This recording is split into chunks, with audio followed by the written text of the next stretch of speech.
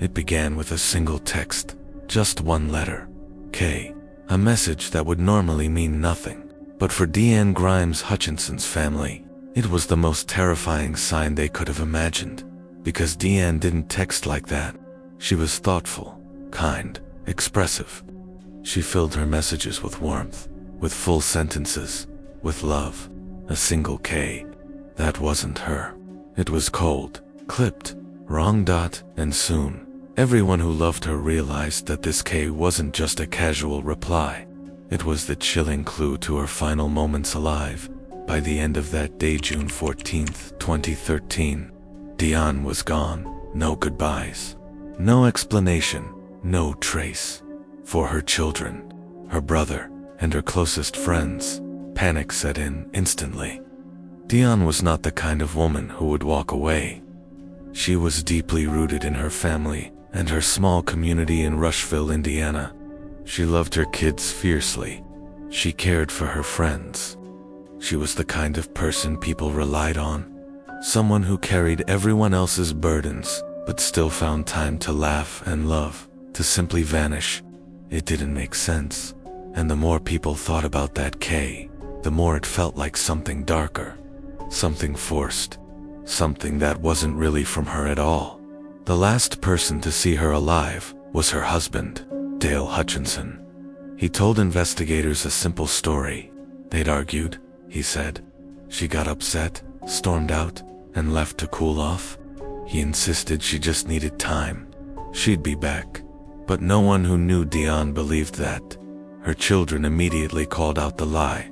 Her brother knew it too.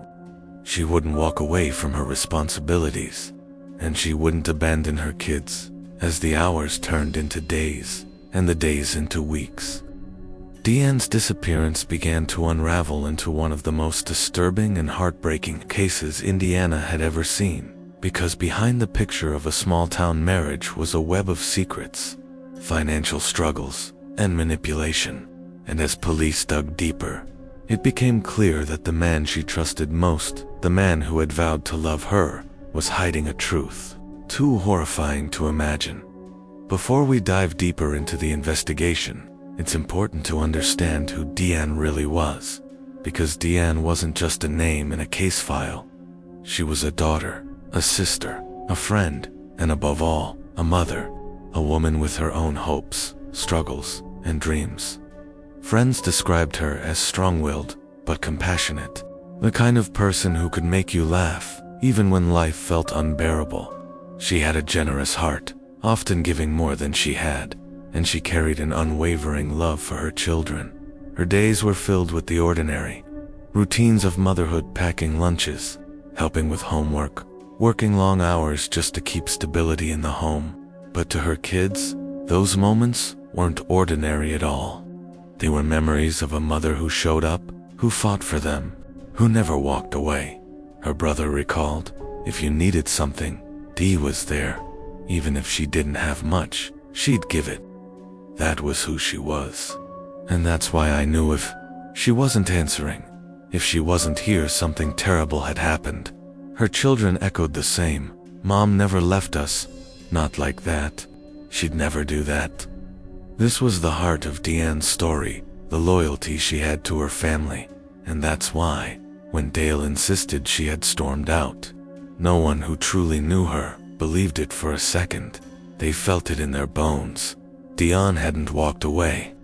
She had been taken, and as investigators soon discovered, every path in this case, every clue, and every motive, circled right back to one man. When Dee Ann was reported missing, police began the standard process, interviewing family, friends, and neighbors. But from the very start, Dale's story raised red flags. He said she walked out after a disagreement, but she didn't take her phone. She didn't take her wallet. She didn't take her car. She didn't even take a change of clothes. For investigators, that was impossible to ignore. People don't just walk away from their entire life without bringing essentials, especially not a mother as devoted as Dee Ann. Then came the K text, the message sent from her phone after she supposedly stormed out. Investigators quickly learned what the family already knew. Dee Ann didn't text like that. Her daughter was blunt about it. "That's not my mom. She wouldn't just text Kay, even if she was mad. She never did that, ever." Her brother added, "It was like someone was pretending to be her, trying to make it look like she was fine. But we knew better." Almost immediately, suspicion fell squarely on Dale, and the deeper police looked into his life, the darker things became. Act 4. The Lies of Dale Hutchinson. Dale Hutchinson painted himself as the grieving husband, the worried man searching for his missing wife. He gave interviews. He stood beside Dee Ann's family at vigils. He pretended to shed tears, but behind the mask, investigators were uncovering a chilling double life. Financial records revealed the truth. Dale was drowning. Credit cards maxed out, bills piling up, bank accounts nearly empty.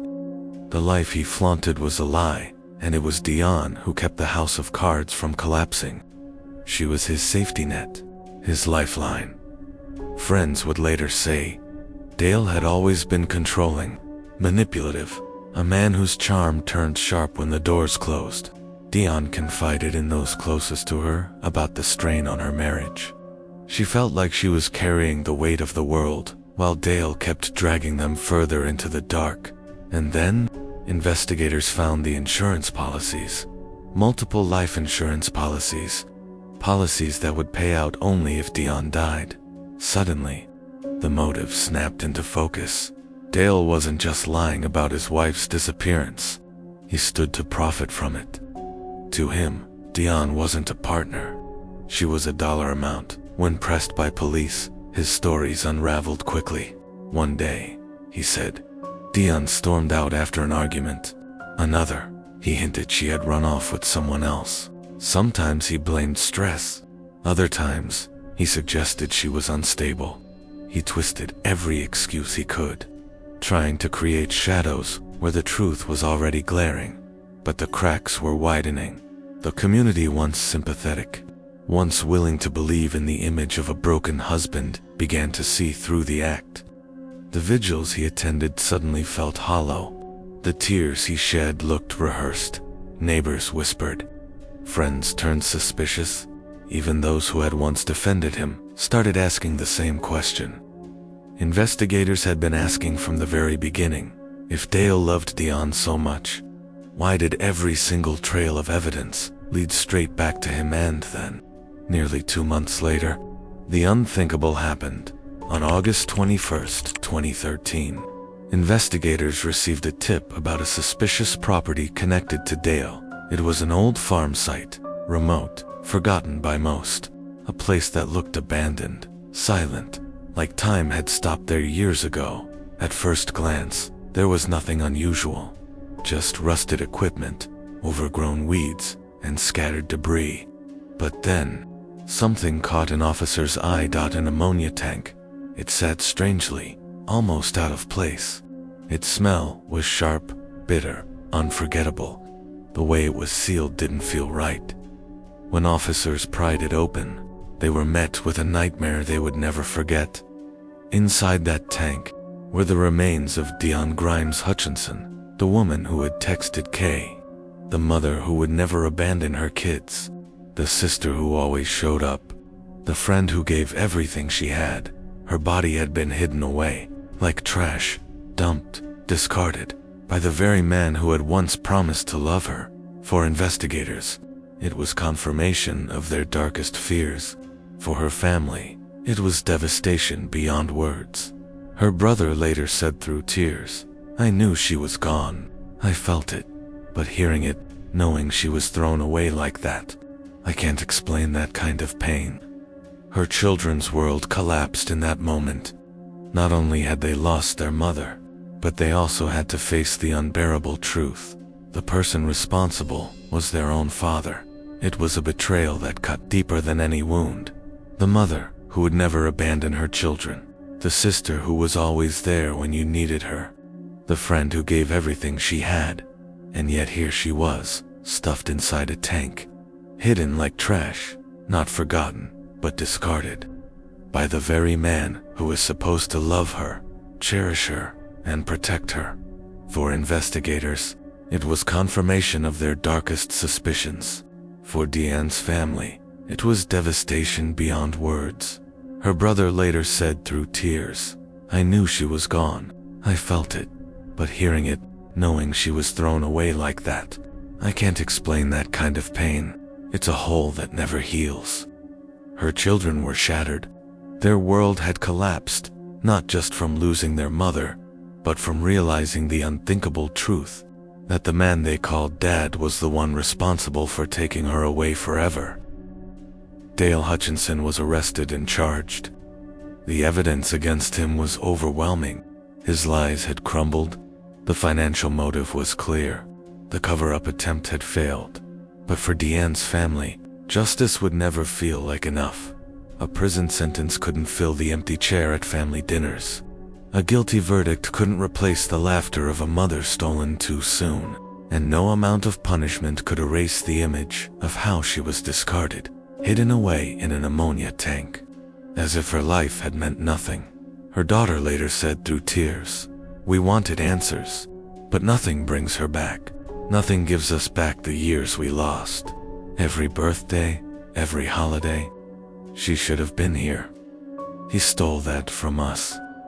Her brother echoed that heartbreak. "You don't get over something like this. You just learn to carry it. You find a way to wake up, to go to work, to keep living, but it never goes away. The hole never closes." The trial may have given them closure on paper, but in reality, it opened a lifetime of questions. Why hadn't anyone seen the danger sooner? Why hadn't Dee Ann felt safe enough to leave? Could this tragedy have been prevented? In the years that followed, her case became a haunting reminder of how abuse and control can hide in plain sight. It doesn't always leave marks you can see. Sometimes it's financial control. Sometimes it's emotional manipulation. And sometimes it's the quiet erasing of someone's independence until they feel they have no way out. The people closest to us can sometimes be the most dangerous. And for Dee Ann, the man who vowed to love her until death was the very one who delivered it. And in the end, a single text message, just one letter, was all it took to unravel an entire tragedy. Her family speaks out about domestic abuse, about the warning signs people often ignore, and about the importance of believing your instincts when something feels wrong. They remind people that control doesn't always look like bruises or shouting matches. Sometimes it looks like financial manipulation, constant monitoring, or subtle intimidation. These patterns build slowly, quietly, until the person feels trapped in a life they no longer recognize. Dee Ann's children are grown now, carrying both the pain of their loss and the strength of their mother's memory. They keep her alive by sharing her story, by refusing to let her be forgotten, and by reminding others that behind every headline is a human being with a beating heart. Her daughter once said in an interview, "When I miss her most, I try to do the things she would have done. I help people, even when I don't feel like I can." That's how she lived, and that's how I want to live for her. Her brother, too, often speaks about the emptiness her absence left in their family. But he also talks about her legacy, about how her strength inspires him even now. "She was the tough one," he said. "She carried everyone else's load. Even when she was struggling, she showed up for us. That's what I remember. That's what I hold on to." And for the rest of us, Dee Ann's case is a reminder to pay attention to the small things. Because sometimes, the smallest details, a strange reply, a sudden shift in behavior, a single letter can reveal the darkest truths. Her story asks us to listen more closely, to check in with the people we love, and to never dismiss our instincts when something feels wrong. Dee Ann's life was stolen, but her story carries power. It's a story that pleads with us not to look away, not to stay silent, and not to let love blind us to danger. Because if her family's pain teaches us anything, it's that silence can be deadly, but speaking up might save a life. Dee Ann Grimes Hutchinson didn't just vanish. She was taken, silenced, and hidden. but her voice lives in the testimony of her children, the tears of her brother, and the countless lives touched by her story. A story that began with a text message, a single letter K, and ended with the discovery of a woman who deserved so much more.